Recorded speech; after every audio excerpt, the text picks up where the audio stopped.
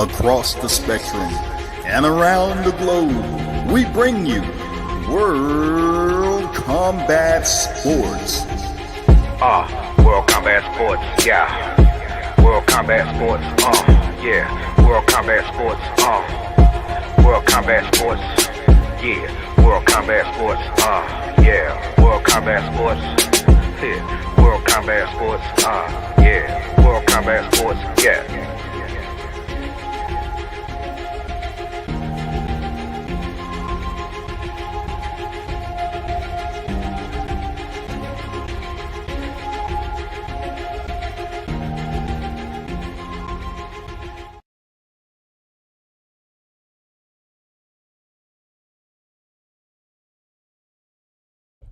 What's good, everyone? Shout out to the hottest chat in the MF and Game A-Side official. No negotiations needed, period. We back with another one, man. It's not a heavy fight week, okay? It is boxing going on. It's Friday. You seen the weigh-ins.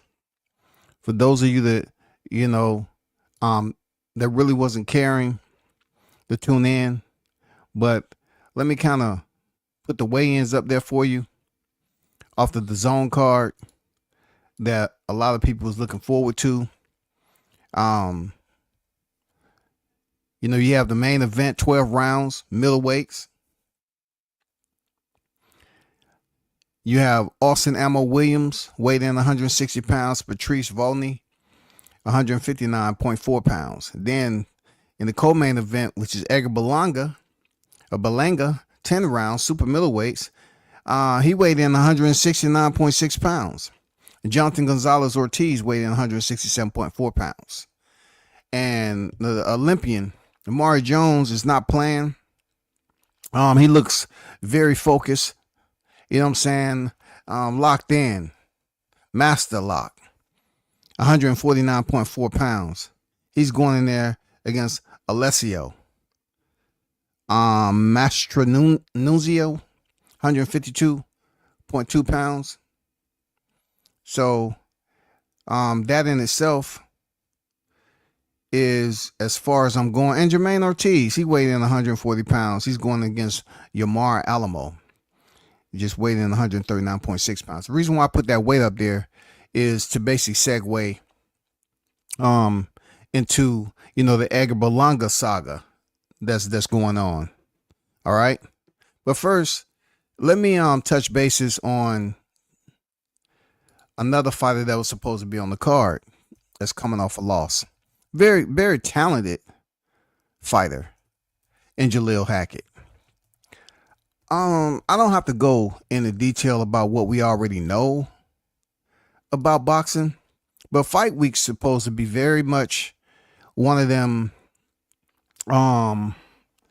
do everything right, take it easy, watch yourself, stay out of harm's way, try your best to cut weight and do what you got to do and balance those scales correctly so that that can be a fight. You know what I'm saying?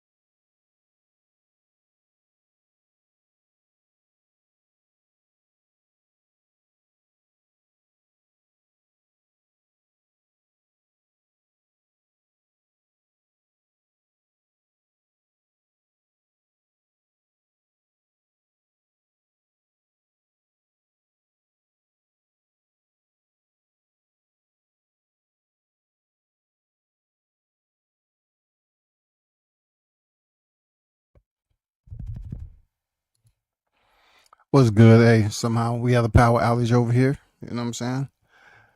But I'll just keep you posted. I mean, I'll just continue with live unless it goes out again or whatever. But like I was saying about Jaleel Hackett. Jaleel Hackett was he was pretty much set to fight this weekend. He's 9-1, 7 knockouts, only 21 years of age. He's coming off a loss to Jose Ramon Vasquez. And there was a split decision. Well, he was set to step in there against Ramon Vasquez again. Puerto Rican fighter, 13-1. Jaleel is currently contending at the welterweight division. So my thing is Jaleel Hackett truly a 147-pounder? Is he having problems making weight? He looks the worse for wear, to be honest with you. Shout out to Mr. Gumbo, a.k.a. Hot Grease in the building. Salute to you, man. What's good with it? And once again, appreciate the fragrance, man. No doubt. No doubt. Much appreciated. Jaleel Hackett, to be honest with you, when he cut weight, he's looking the worse for wear. And you know, when you're dealing with a weight cut, your organs and everything else, we seen Virgil Ortiz go through this situation where he was having problems. You know what I'm saying? He was having problems to the point where, you know, it was an ailment with his stomach and all that. You know, it's many different variables that can go on with you missing weight. I mean, with you trying to make weight. But when you having tough weight cuts, whatever the reason may be, it's even tougher to stress your organs out over that. I'm not saying that's what's going on with Jaleel Hackett. You know what I'm saying? I'm just saying that he looks very, very drawn in, daunt, when he's making 147. Am I to assume that was the case in this, and they came up with a turn the ankle?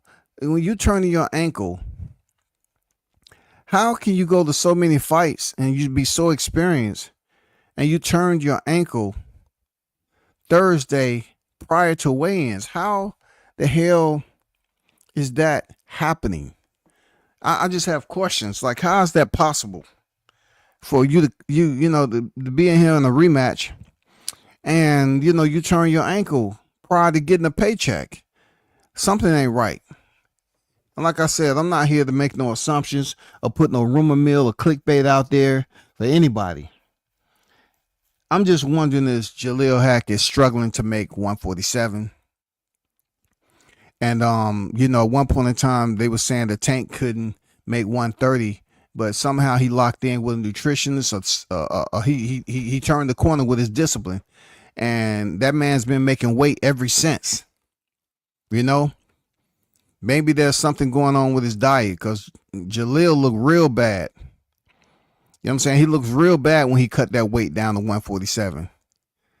And I'm just trying to find out, is there something else going on that coincides with this injury that he just received with turning his ankle? How can you do that? How can you turn your ankle in a hotel? How can you turn your ankle? What was going on, man? You know what I'm saying? I don't get it. Bro. But we're gonna let that be as it lie, bro. I hope in the best, or whatever the case may be, but I just don't see any energy.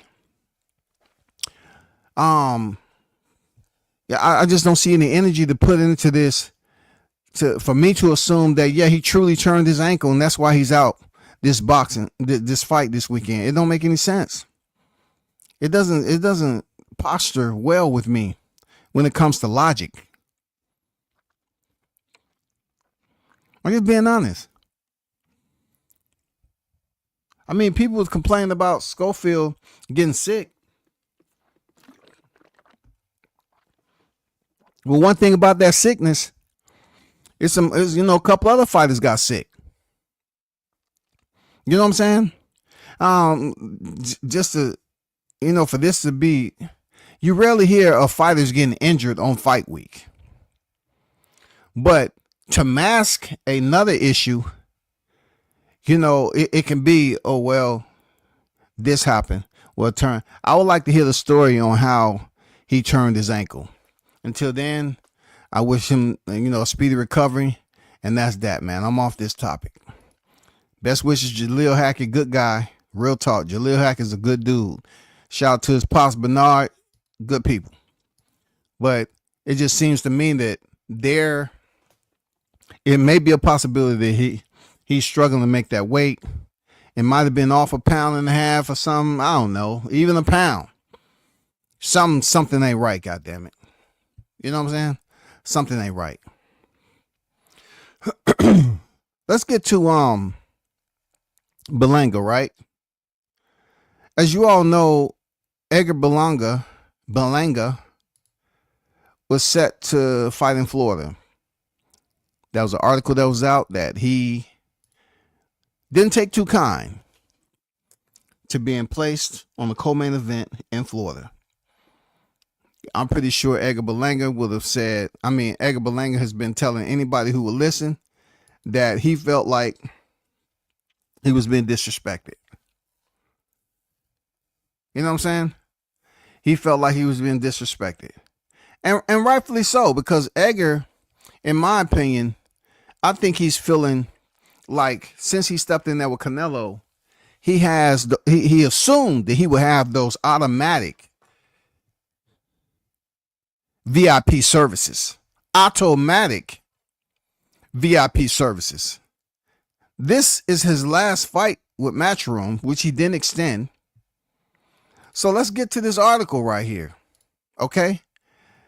Reading is somewhat fundamental, depending on who you ask. I like to read some of these articles, if they make sense. Eddie Hearn said he made over $12 million. Hearn responds to Berlanga title shot claims, defend contract, and highlights Matchroom investment. Made over $12 million, y'all. This is Berlanga yesterday, dressed up, full mask, hoodie, with an olive purse. I don't care who the designer is. I can care less.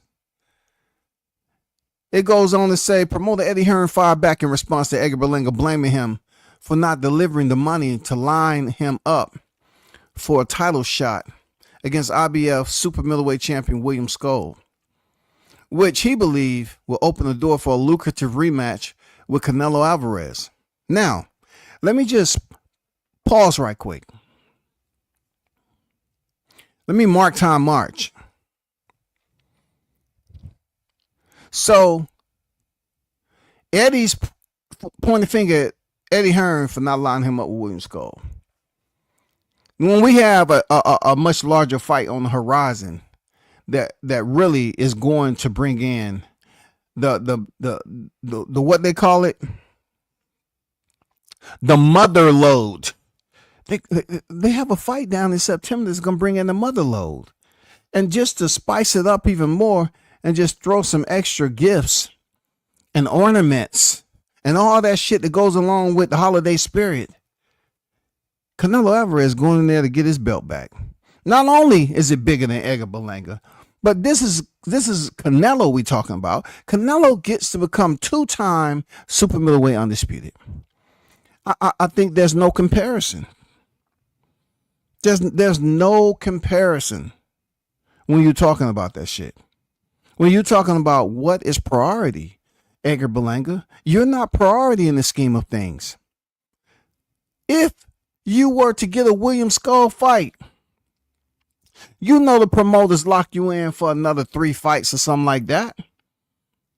You know that.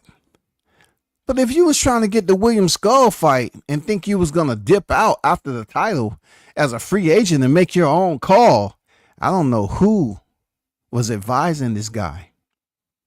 It's no way that you're going to be the guard crossing and stop in traffic and wave everybody else through like you're going to halt Canelo and say, I want to fight William Skull. I don't care about anything else you got going on at the end of the month.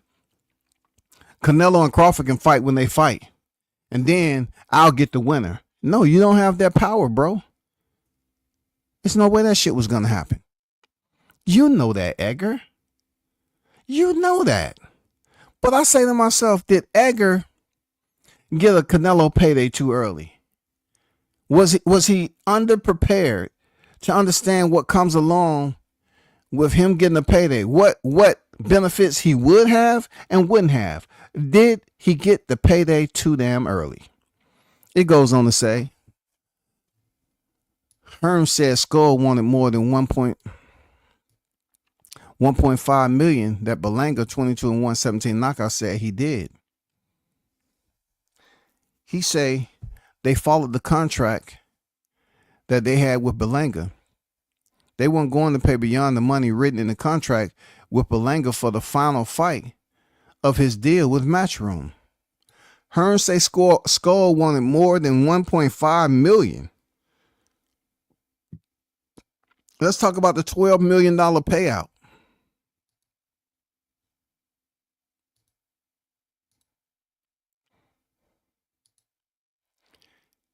Eddie says he's delivered Berlanga the Canelo fight and made over $12 million in his 3 fights with Matchroom.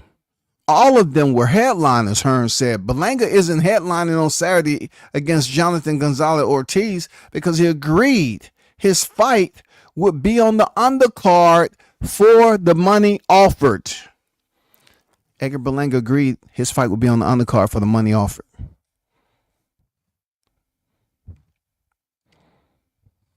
When you get disclaimers like that in a contract, it's not much you can do except deceive the public.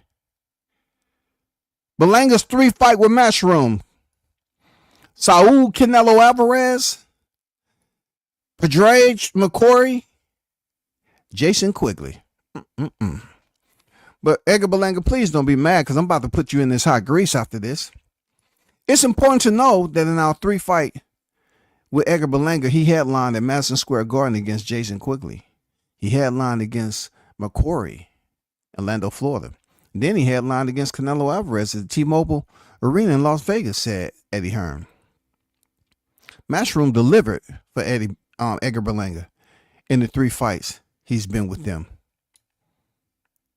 He made over 12 million. We've completely changed his life and his career, Hearn continued about Edgar. What we've done, and we've delivered everything we ever promised and more. We've done that again on Saturday night. It's a good fight for him to get back to his winning ways and then move on to bigger fights.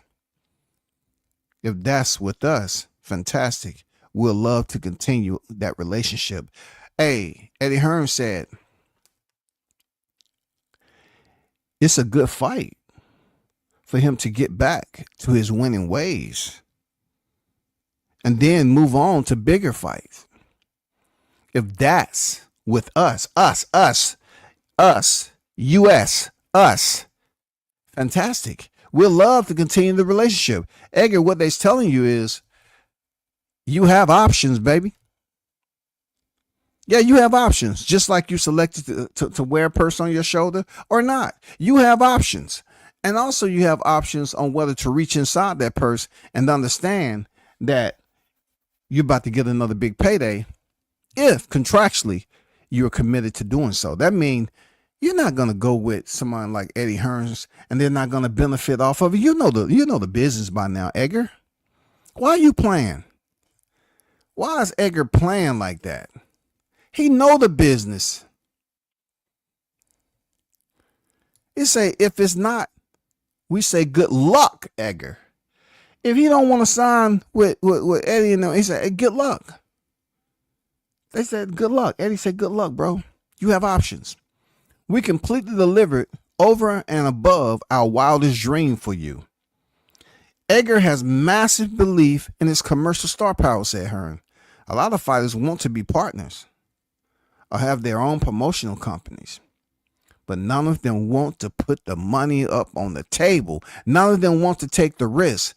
And this is what I said for quite some time when people was basically rebelling with praise. What they felt was plausible praise. When they said that the PBC fighters, they all have promotional companies and all this attached to their name. And I'm saying that's well and good if you're trying to dress up the business aspect of it for tax and money purposes and all this other shit and payouts. Yeah, it's a way that you can say, oh yeah, I want you to attach your promotional companies so you can look this way and you can charge this off and all this other shit, right? That sounds good. But when you come to a boxer promotion, there's a lot that goes into site fees. Is the fighter contributing their money to the site fee? Are you contributing money for the fighters on the undercard? Their insurance? Are you doing all? Are you basically lining yourself up to participate with all the underlining details as a promoter should? Most of the time, the fighters say, no, I'm not doing that. I'm barely getting anything in my purse. How can I do that? Well, then don't sit up here and say you want to be a partner just so you can get a larger slice of the pie and act like the promotion doesn't know how long that pie's supposed to bake and a portion that they're going to eat once it's all done. If you thinking that is the case, then you're sadly mistaken.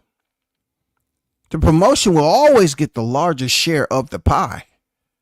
Partnership, it seems and sounds good, but it always, when it comes to business, has a lot to do with numbers. That's what partnership is for. Not every partnership is respected. And we find out a lot of partnerships sometimes is a very lopsided affair. If you're in partnership with somebody, they say, okay, 50-50 sounds nice. 5-5. You know what I'm saying? It sounds good when it comes to business. Hey, we're 50-50 partnership. Oh, equal. Okay. But then you might have somebody 49.5. The person is 49.5. They do have a grand share, but they're not equal partnership. They're not equal. They're just below 50%. You know what I'm saying? They're just below 50%, but they're still close to it. But no, it's certain fine details that goes along with somebody who's majority shareholder. And the promoters will always be the majority shareholders. So when a boxer say they want to be partnership like Berlanga, and he wants to be able to get a larger slice of the pie to say he's not attached to the promotion, so a certain amount of money that's going to be in his pocket, it sounds good. It really does. But we all know if you get a title shot with a promotion, you're locked in for several more fights. Anybody named Mama, even on this content, shit, you know, they know that to be true. They know that. Stop playing with us. Undercard drop. Right here. Edgar Berlanga in Florida. He's been on the main event before. But they putting Austin Williams up there. It said, yeah, this is a partnership in the promotional company. You're working for me. My fault. You promotional company, you're working for me. Okay, no problem. If the tickets don't go well and we lose 1 million, are you in for half? Oh no. Okay, we take the risk. And you want the logo on the backdrop? That's how it works, said Hearn. Talk that shit, Hearn. Cook them in that grease. We're doing what's on the contract with Berlanga. We didn't ask for an undercard slot. They did because they agreed to a certain amount of money, and they said that's not a headline fight. That's an undercard fight. So we'll just fight on the undercard in the comeback fight. I said, okay, and we'll move forward. He got an absolute fortune to fight Canelo. What we need to do is switch on. Because this isn't going to be a gimme, Jonathan Ortiz. This fight, this is a tough kid. It's a chance for him to change his life. If you start thinking with your head all over the place, What you can't afford is to look bad in this fight. And what you definitely cannot do is lose in this fight, said Hearn. Hearn is coming out. You know what I'm saying? He's coming out. Letting it be known. I'm not a neophyte to this. I'm not new to this. I'm true to this. Everybody's going to have their criticism of promoters, but he made some good points. If we lose, are you willing to put up half of that money? You know, you want the logo and everything to highlight your freaking brand, but how do we get compensated? Because pretty much what Hearns is telling him, you're not Canelo Alvarez. You're not filling the seats like that. You know what I'm saying? You don't have the arena buzzing. You don't have people making sure they get there in time prior to the co-main event just so they can get settled in for the main event. And it's Canelo Alvarez. You're not him. You're not him. You had your opportunity.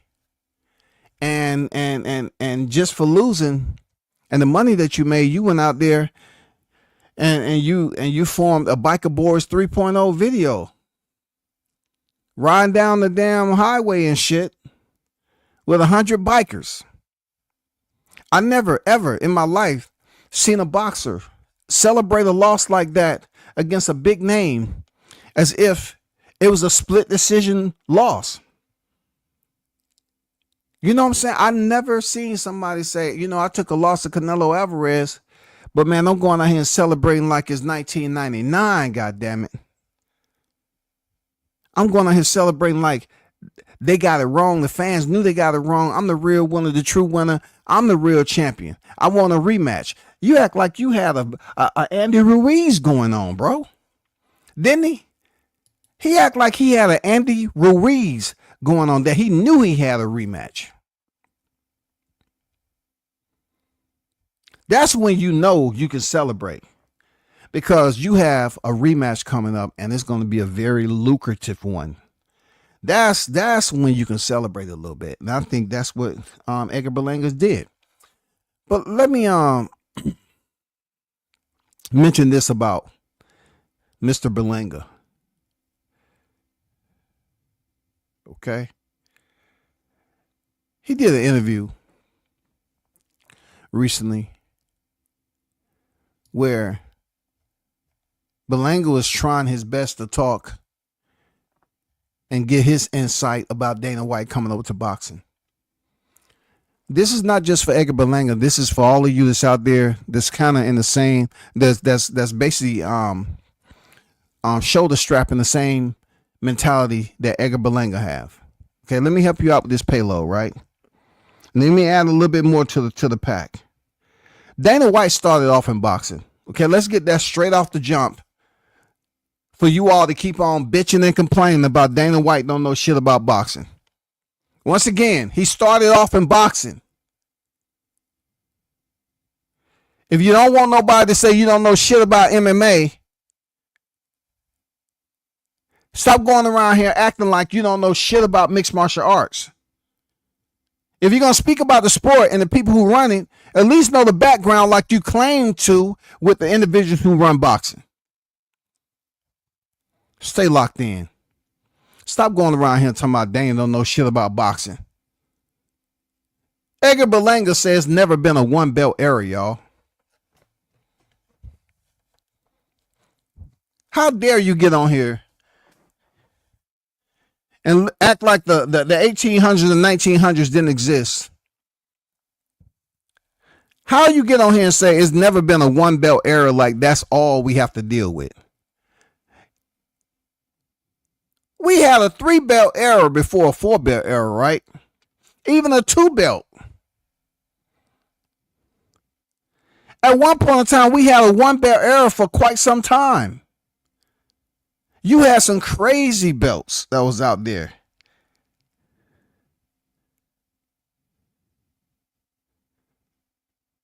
Then nobody paid attention because it's not something that's up for discussion in this modern day boxing talk. You know what I'm saying?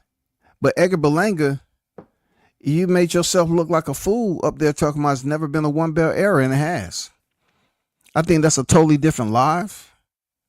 But I'm definitely gonna speak on it again because that just goes to show you can put together some combinations.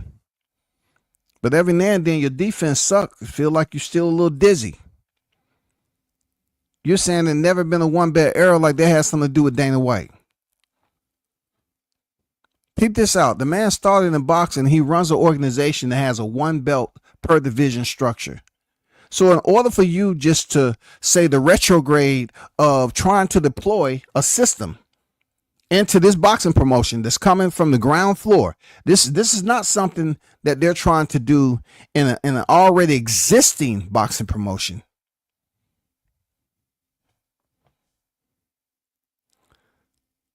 They're taking a president who is running the Ultimate Fighting Championship and Power Slap League, and he's with two heavy hitters to say they're starting a boxing promotion.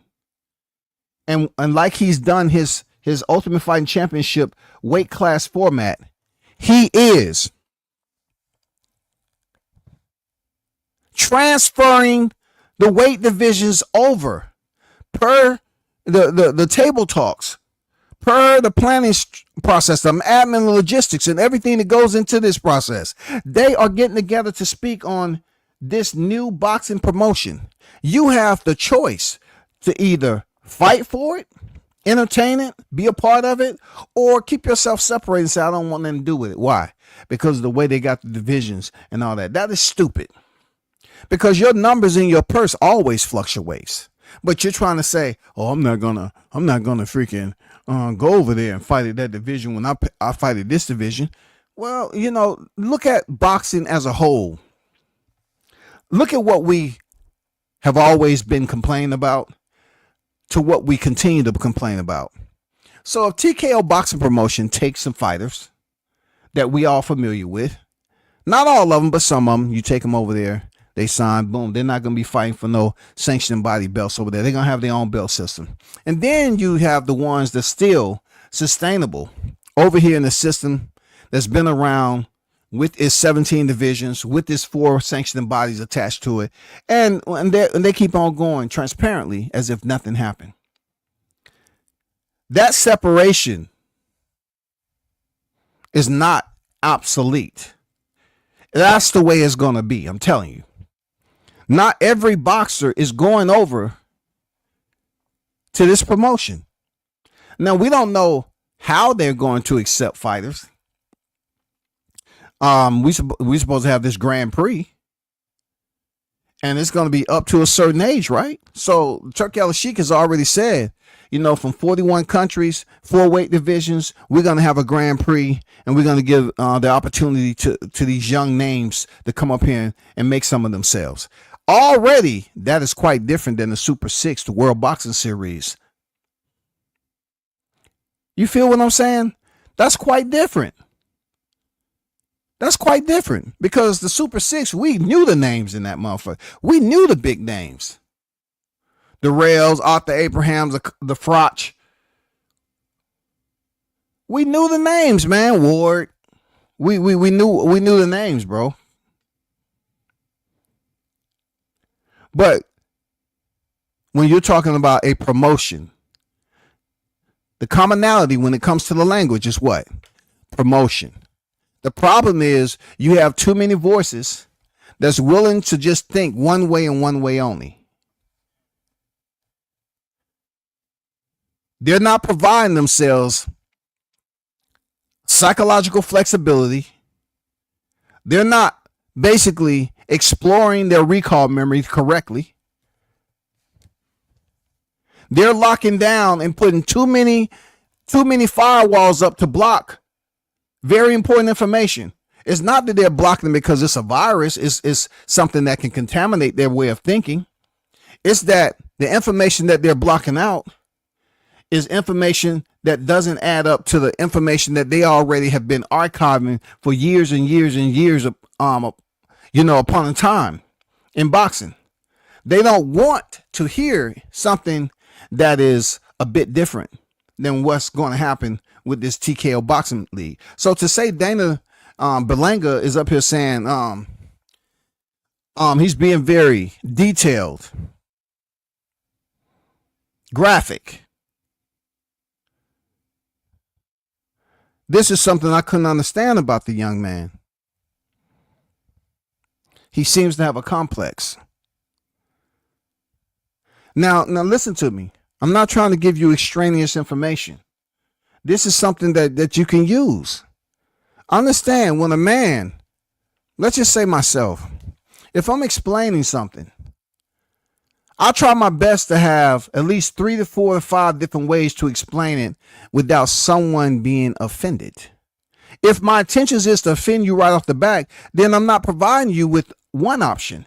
My first expression is going to be to offend. Edgar Berlanga sits up here and say that Dana is being bent over. This is a guy who already has the UFC running all the way up to the point where he's had stock in the UFC, even though it was purchased by Endeavor, and now the parent company is TKO Promotion. He got money. Nigga's rich. Dana White is rich, right? Now you got the Power Slap League. You have motherfuckers standing in place, getting a life, the goddamn taste buds, the saliva, the pores on their face. You know what I'm saying? Their neurological systems are being disrupted as much as we would ever see in a short period of time, not having the means to defend. Motherfuckers are standing in one place getting the shit slapped out of them. Literally the shit slapped out of them. And you're complaining about Dana White coming over here talking about he's going to implement a structure that Turki Al-Sheikh is co-signing on. Turki Al-Sheikh is absolutely co-signing on Dana White's already in place, current, thriving, successful model that he has with the UFC.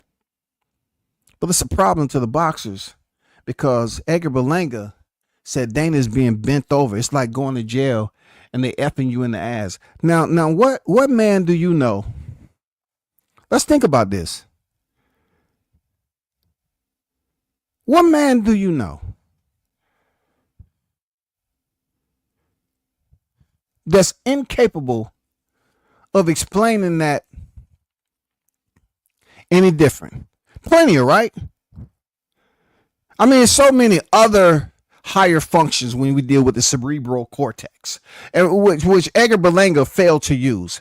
He wants to use homoerotic expressions to get his point across. Dana White getting bent over. Why do you all do that? It's enough shit going on, especially if you're walking up there with a purse. It's enough situations that's out here, scenario based, that we see on a daily basis, that why would you even have to compare that extreme to what Dana White has going on? It's crazy. You're saying this man is being bent over by Turkey, and then you're going to act like the public don't know what the hell you're talking about. And furthermore, you carry on and say, you know, you're going into jail and then somebody stroke you in the ass.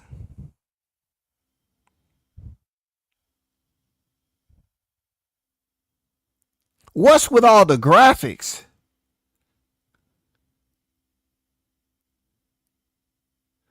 But these same cats will be mad when somebody call them a bitch to their face. They'll be mad, y'all.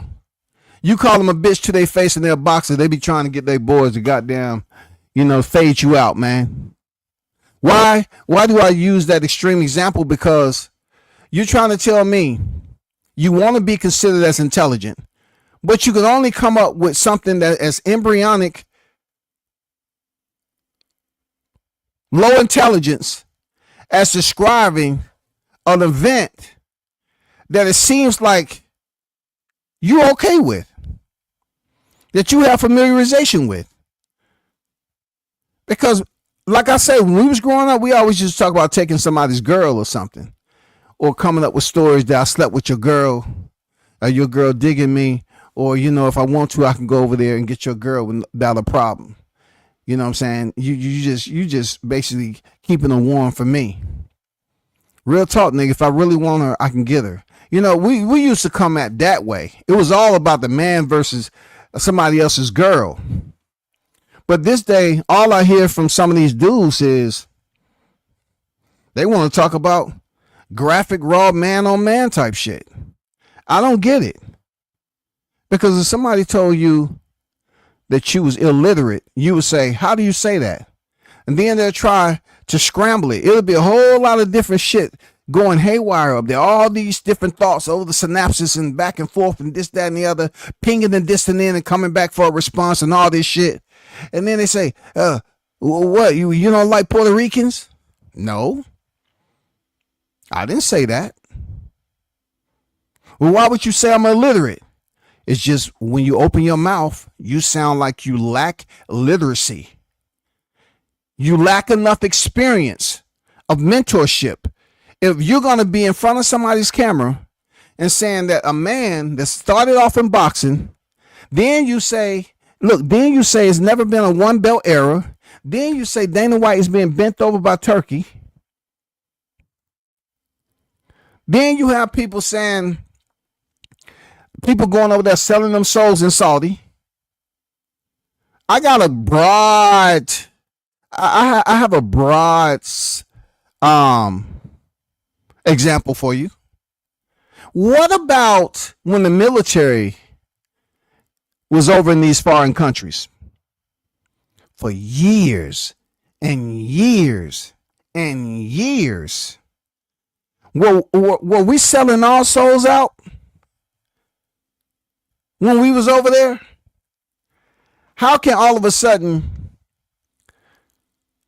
a country like Saudi is trying to cater to tourism and build up their tourism, have people go in and put money into their country and do away and just try to cleanse what was back in the past with all the war and all the shit that took place, right? They're trying to enhance, just like we have over here, and everybody says conspiracy theory. Oh, the reason why these fires happen because they're going to build a smart city and all that. See, we go through shit, but why can't it be that way over there? That they're trying to put on a good image. Turki Al-Sheikh is trying to bring a new light to boxing. We've already seen him put on some very highlightable functions in the sport of boxing, real talk. We've seen him say, I'm going to charge only $20-something, which, you know, in the U.S. spectrum, people was all smiling and shit. You know what I'm saying? Thumbs up, thumbs up, thumbs up, thumbs up. Right?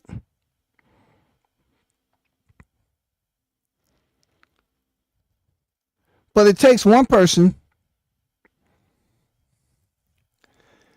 to act like they're giving justification because they're not willing to be a part of something that's thriving. You know what I'm saying? Saudi Arabia and Riyadh, you don't hear fighters coming back complaining about this shit. You know what I'm saying? They're getting paid.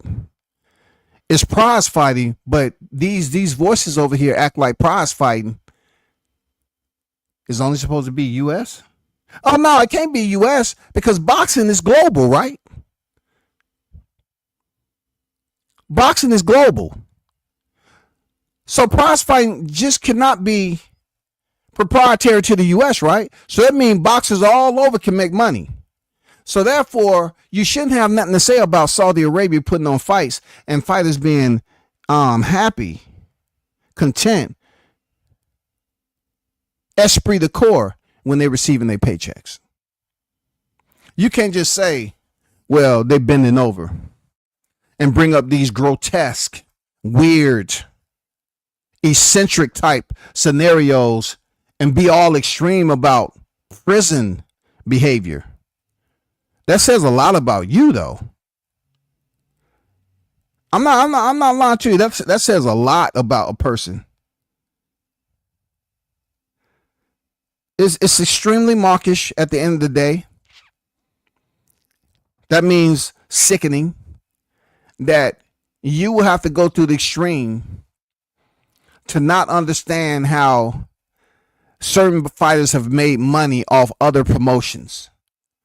I can't imagine what Floyd Mayweather got paid over there at WWE. I bet Nick Khan will tell you.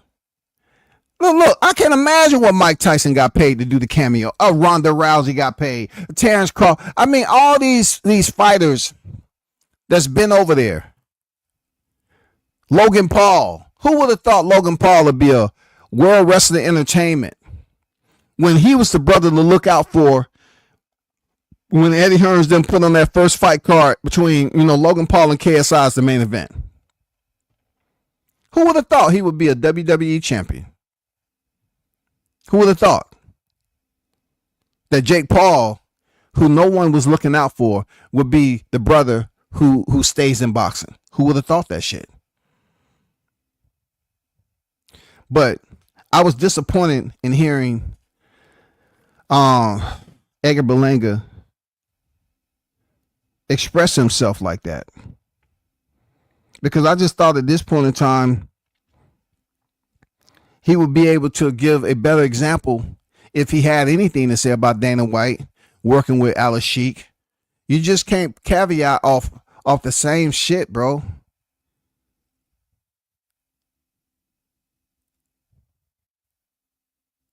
Like, you get paid, you're waiting. Just think about this. You're waiting.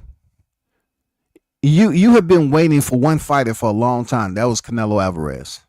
So he was able to get through one door. He didn't have the key to the door, but they left it ajar. He was able to get through that one door under the bright lights and lose to Canelo. So I'm thinking, some of these fighters, just like fighters who have fought Tank Davis and their career led them to bigger fights.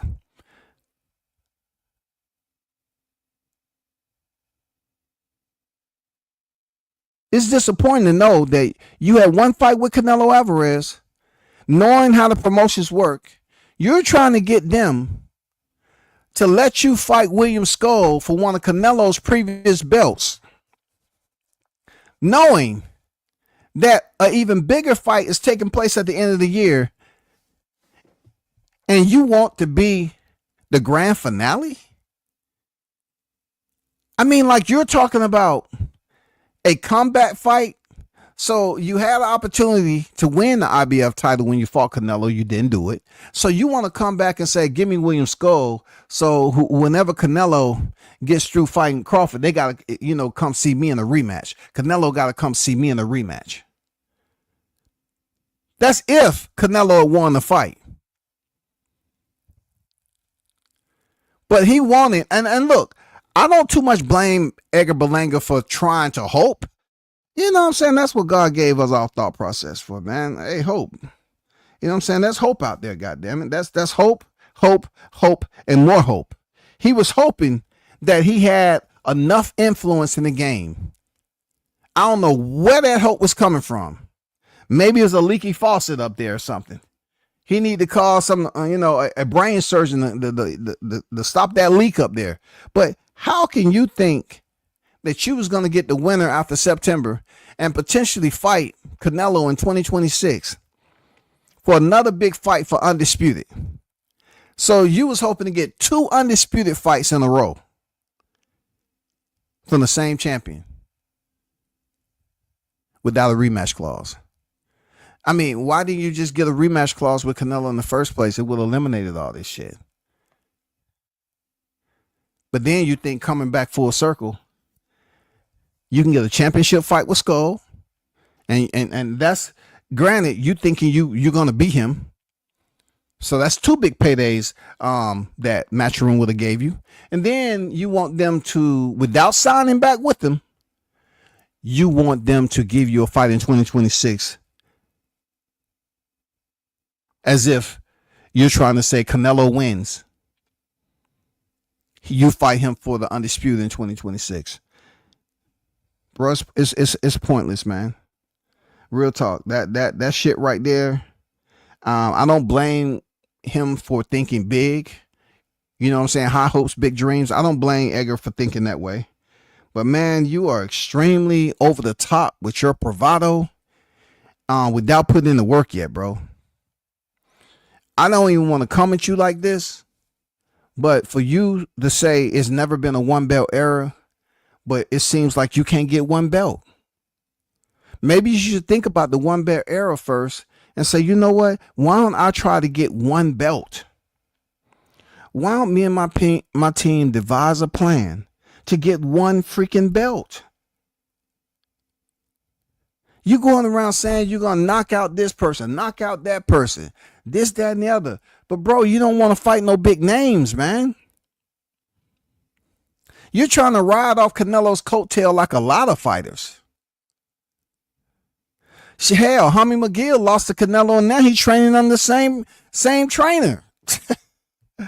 Dude. You claim the Puerto Rican colors. Canelo has the Mexican colors, bro.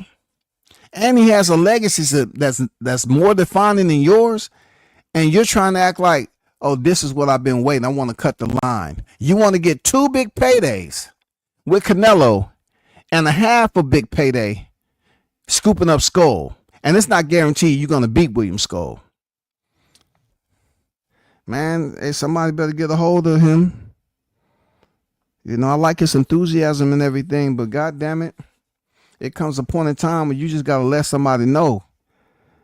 That's a lot of foolishness going on, big dog. You know what I'm saying? It's a lot of foolishness that you got going on, man. And if I don't tell you, I feel I've did myself an injustice. You know what I'm saying? How can I let you get away with that arrogance when you up here saying it hasn't been a one belt era, but yet you can't get one belt?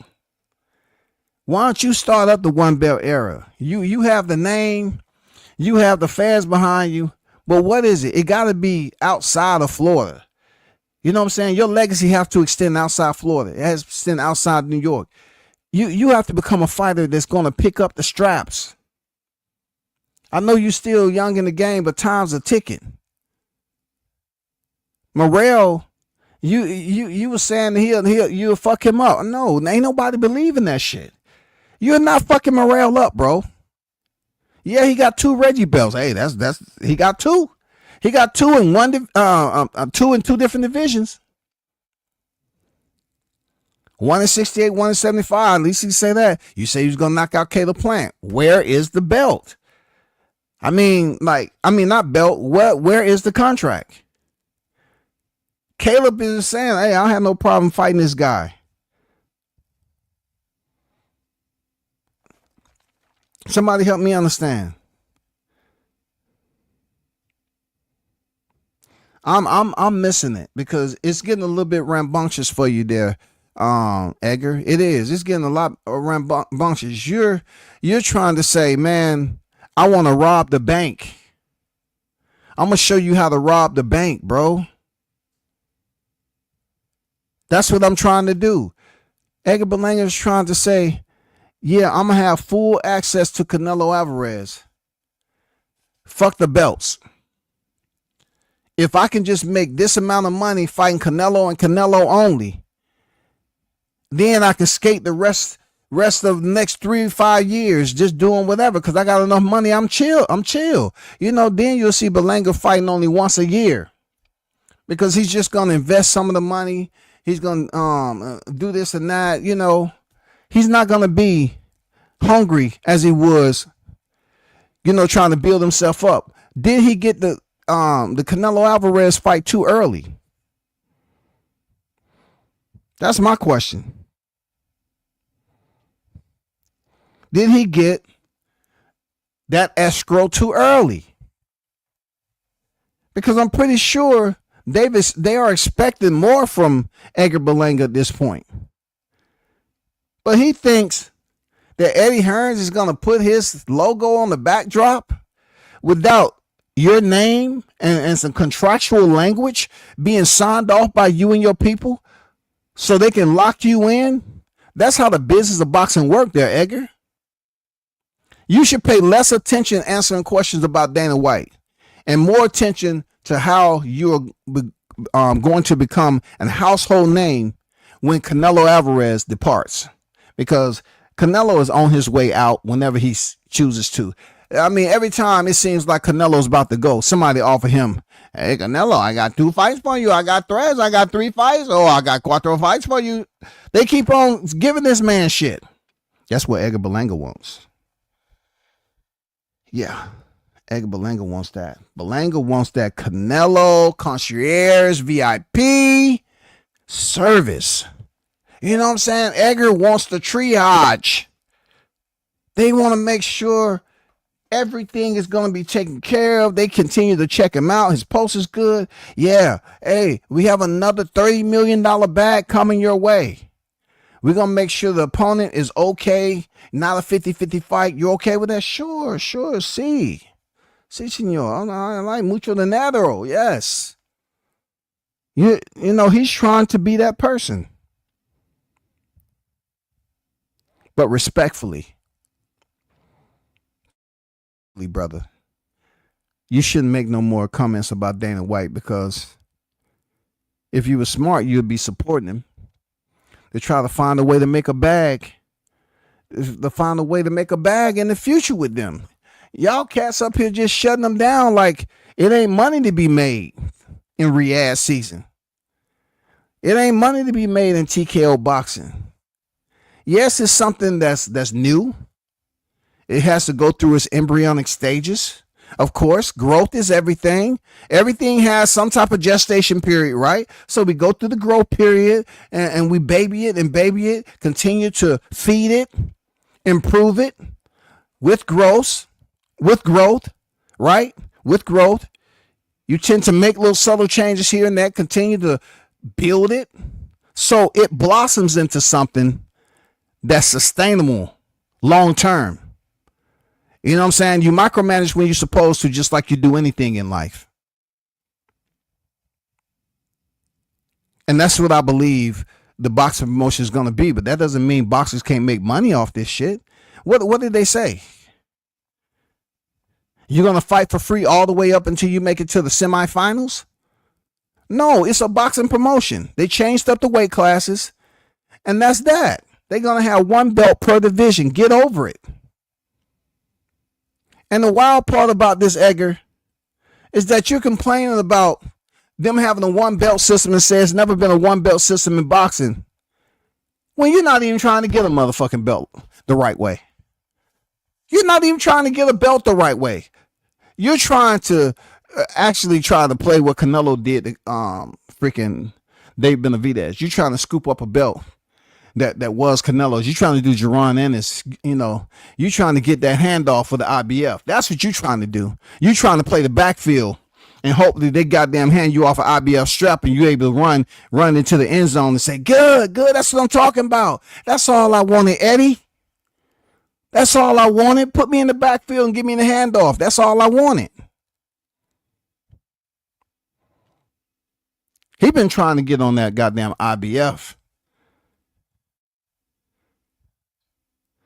You know what I'm saying? First and goal.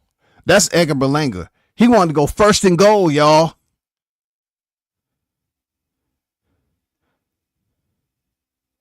We go back to the Seattle Seahawks. Edgar Berlanga wanted to be first and goal. He wanted to get the handoff. Marshawn Lynch lined up. But they motherfucking passed the shit instead of handing it off. You know what I'm saying? Come on, bro. You acting like it's trick or treat time. You got to earn that shit, bro. Don't talk about no one belt errors when you haven't earned and got a belt yet. Don't say it never been a one belt error and it has. Do your research, bro. I don't want to say you don't know shit about boxing because you are a boxer. Okay? But you're coming off as if you're entitled. You're trying to vilipend what you know the new changeover is going to be when it's not going to affect the entire scope of boxing. It's going to change certain areas of boxing. That's just like having these micro promotions that put on little small regional cards. Y'all don't talk about them, but yet they're putting on small regional boxing cards. Do you see any type of effect from them small regional cards affecting your paycheck up top? No. So this is the same thing. If it's transparently these regional promotions, these sub promotions are putting on fights every freaking week elsewhere, and you don't see any way, shape, or form that's affecting you, Edgar. So what's the purpose of you criticizing the shit out of TKO boxing promotion as if you don't have options? You can continue to stay where you at. Wherever the money is at, bro. That's all you can do. Just stay where the money is at, man. Stop fucking around, bro. Stop giving graphic details on a guy that has enough money to buy your whole city. I mean, come on, man. When these guys talk that shit about motherfuckers being bent over, you better hope and pray you don't ever have to go over to that same individuals to make a money when you think you've made it. Because I guarantee you, if Dana White is still living and breathing and he has his team around him and your name pop up to come over there, he gonna say, no, that's the guy who said I was being bent over by Turkey Al-Sheikh, right? Okay. All right. You know, they're gonna talk. It's not a good look. That's all I'm saying. Motherfuckers are falling in line, talking shit about a situation that's in the early developmental stages. You're not even giving it time to mature. Everything has maturity. You know what I'm saying? Even us as human beings growing up in life, it took us a while, whether people admitted to it. You know, it was certain areas that we had to learn things based off physical experience. And you know, we had to learn things when it came to adulthood. That's all I'm saying.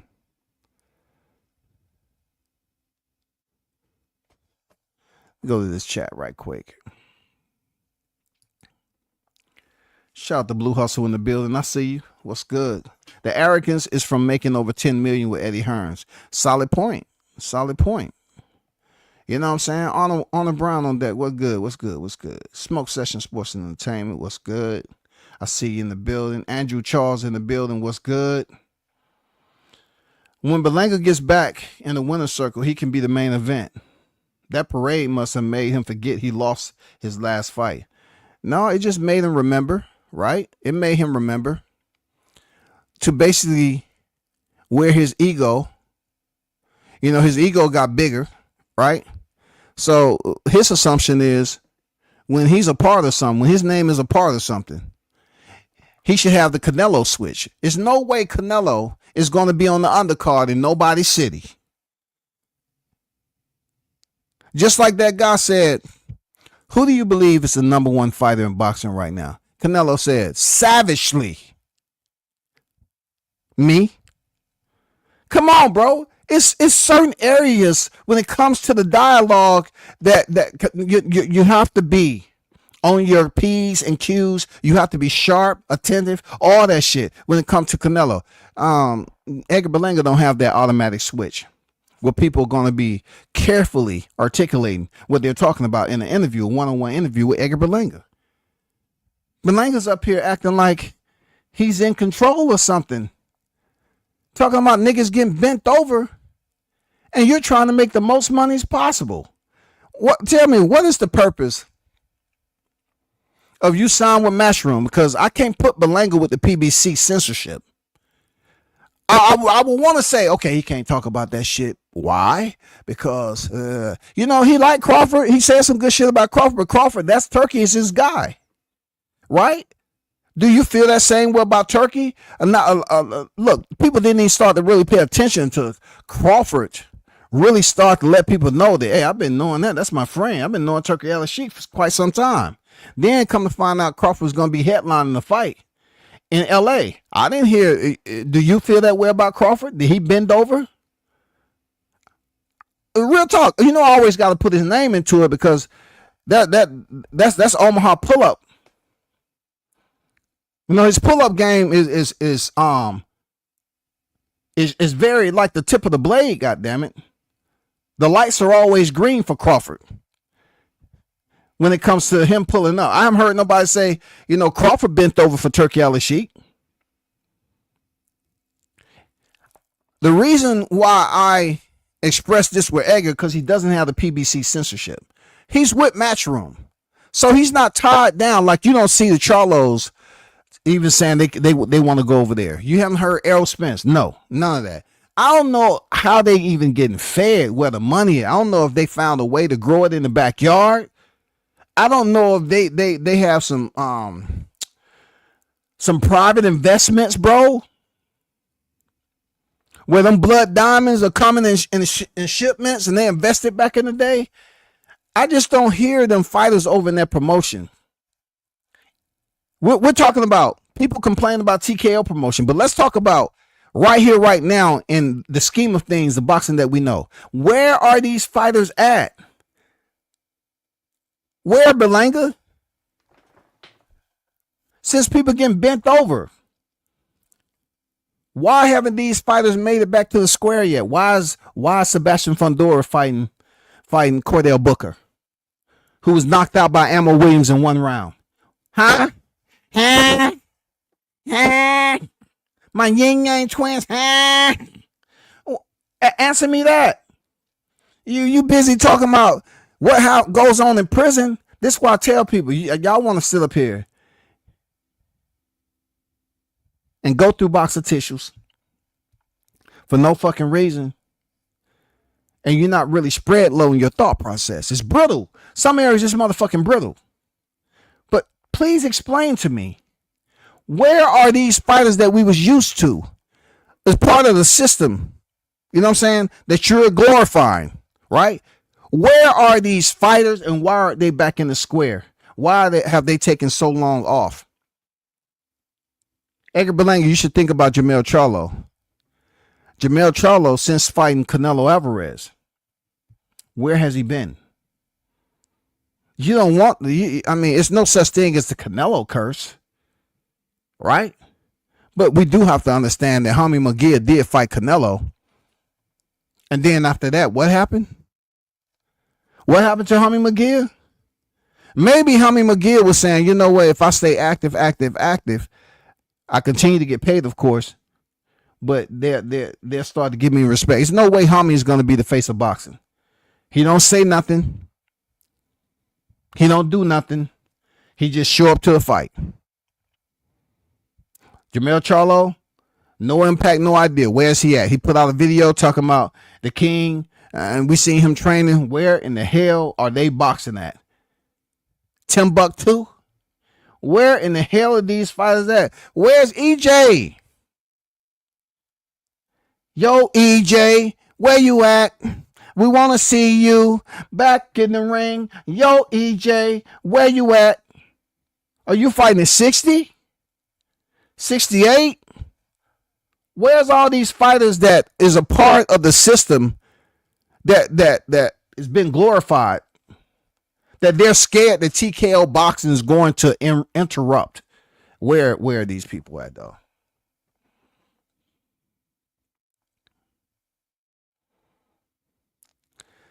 Man, shout out to Troy in the building. What it do, man? I don't even know if you want to even talk your talk, man. I ain't even see you up there, man. I'm going to drop the link.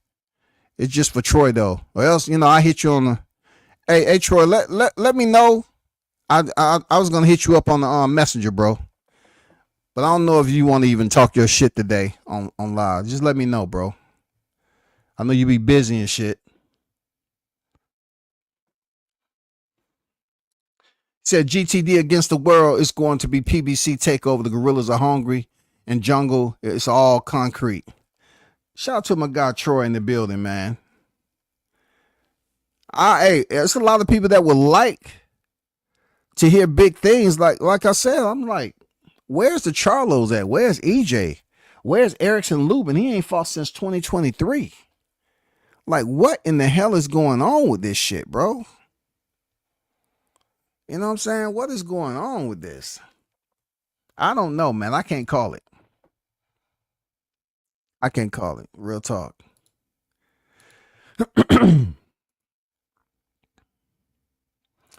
£147 division. Let me segue myself over there with a pogo stick, goddammit. Let me segue myself over there with a pogo stick. Let's get down to the collapse. Okay? Because at one point in time, that motherfucking division, it's no way that you can go on the YTC without somebody talking about it. Yes, 21, 22, and 23. You know what I'm saying? That shit was actively a part of everyone's conversation on here that wanted to talk about the importance of a big fight coming up. We all seen what happened with the T-Mobile massacre. The homicide, the assault went down. There was no freaking casualties, but there were victims. Ever since that day, from July 30th, 2023, we've been trying to find out what's going on. We already saw the heist. The IBF stripped Crawford of the IBF title and deliver it.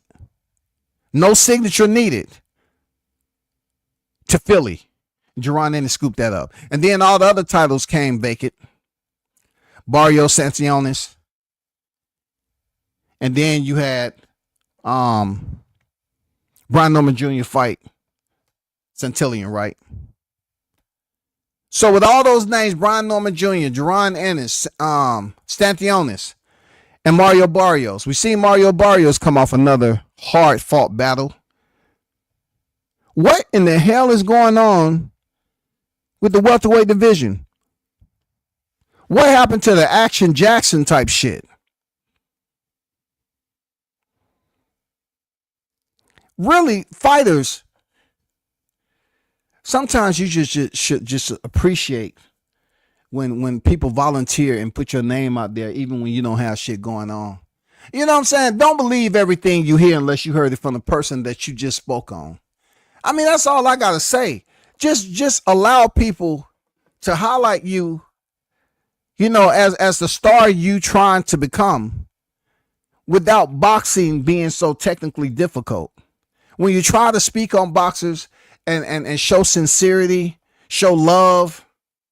Look, it's hard to tell somebody, like, if you hear something about somebody, if you hating on somebody and you don't give them the opportunity to understand why you feel the way you do, then it's not their fault. If you're going to put them on the receiving end and you're not really going to give them the courtesy of talking about it, when they showed you unconditional, then you know what? You got to say, fuck it, man. You got to step back. Man, you got to goddamn let that shit just fly by, man, and say, fuck it. The 147-pound needs some love, goddammit. I mean, let's just start from the bottom. Them motherfuckers need some social workers over there at 147. Somebody need to do a welfare check over that bitch. Because Norman and Ennis, you know, that talk was all talk, this, that, and the other, and that fight fell apart. Jaron went up there and had a Karen. He's supposed to be coming back fighting Stantionis. Barrios fight a guy, got beat up, but he won, went back into healing process. If these fighters don't have a fight, god damn, we ain't hearing nothing. Can I put up a Mayday? Mayday, Mayday, Mayday. Welterweight division. Can you hear me? Over? What is going on over there, man? Why have y'all fallen so far off the map? Like, it's no communication, bro. All the batteries are dead. I'm talking about, it should be interviews everywhere. Jaron Ennis is set to fight Stantionis, right? Right? And about that shit. Nobody talking about Ennis. He has a fight coming up the 12th of April, y'all. And I haven't seen him do an interview of notoriety. Like, I haven't seen him over nowhere, bro. Where's Norman Jr.? I seen one video pop out as a recent, but he should be all over the place like it was when the fight fell out between him and Ennis. It should be everywhere. It should be activity going on like Greg Hackett and Norman Sr. when they was fighting. Like at least give it that. There's enough attention out there that they was on the Mill Cities. You know what I'm saying? They was on these different back and forth podcasts. That fight happened. Then it's time to move on to what's next. Like, I ain't gonna lie, that fight got a lot of freaking traction, media wise. I'm talking about media wise, and it wasn't a bad fight at all.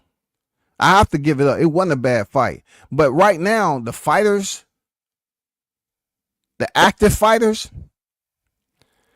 y'all should be trying to find a way to get your attention out there in the same manner. I mean, Greg Hackett does podcasts and help train in the gym.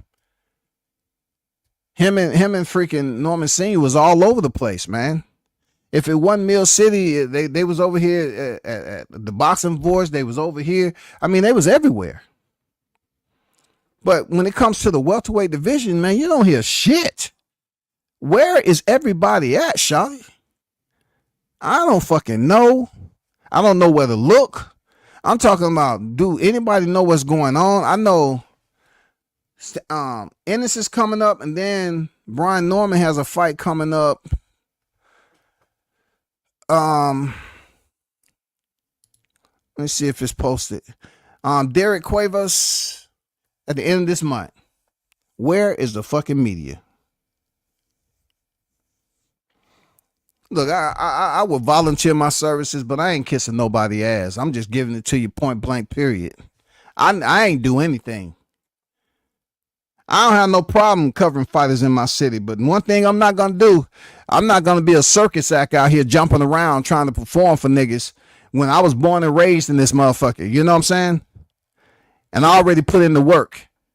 I'm not going to beg and plead. You know what I'm saying? I'm going to give them the energy just like they give me. If you don't want my services, you don't want, my professionalism, is cool. I don't have nothing bad to say about it. Real talk, I don't. It's just I'm not an ass kissing nigga. I would definitely like to see something being said about a champion that's in my city in Georgia. More people should be talking about Norman Jr. down here. For real.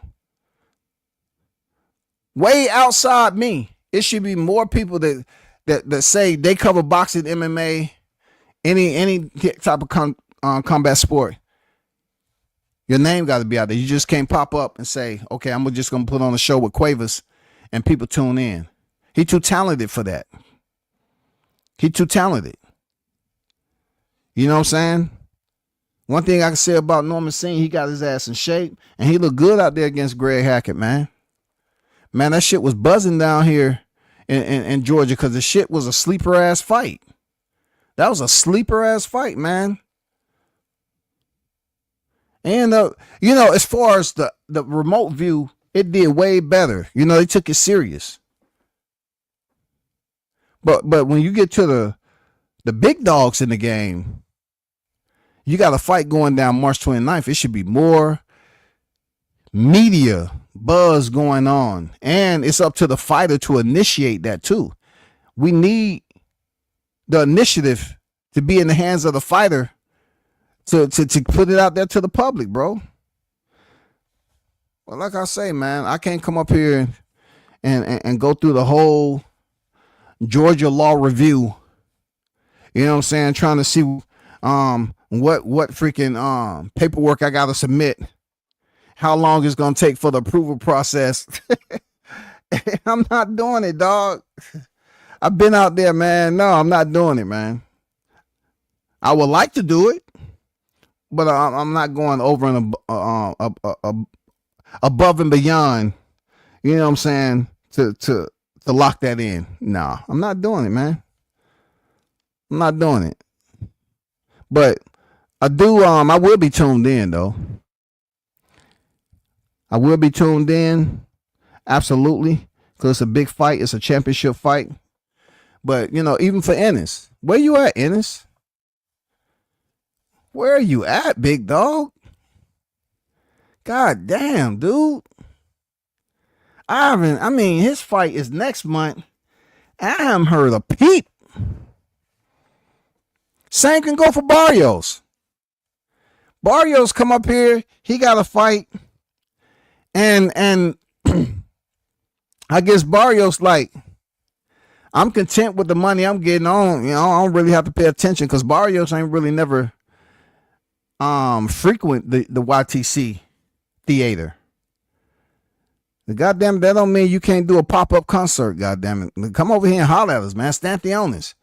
I think you know how to speak English pretty good. It'd be good to get Stanthionis over there and hear from Stanthionis, but right now, man, the welterweight division is like a very small condensed cemetery. It ain't shit going on in that motherfucker. It got some movement every now and then, but I would like to see some of the fighters since they got fights coming up real soon in less than a month. I'd like to see and hear what they have to say. Definitely. I would like to see and hear what they have to say, bro.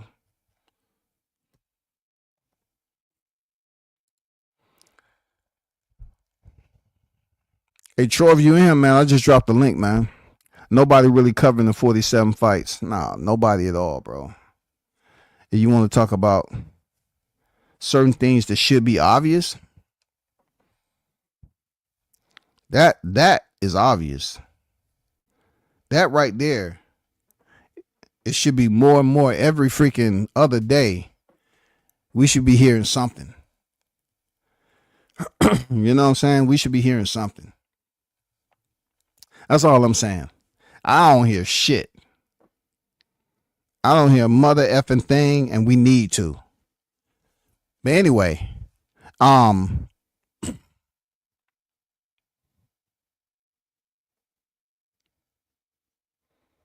gonna see how the boxing goes on, you know, tomorrow. My hot grease departure for Edgar Berlanga is you better look good in that fight tomorrow. Because your opponent is no slouch, bro. You better look good in there. You better look good because your opponent is no slouch. He goes in there and look anything but dominating. No. Jonathan Gonzalez Ortiz, he's not a slouch, man. I'm trying to be realistic. So you won't have any unrealistic results. Because the way you putting it out there, that you know you should have got the skull fight and you should have been inserted into the equation to fight Canelo. Hey, you know how it is, man. You know what I'm saying? You know how it is.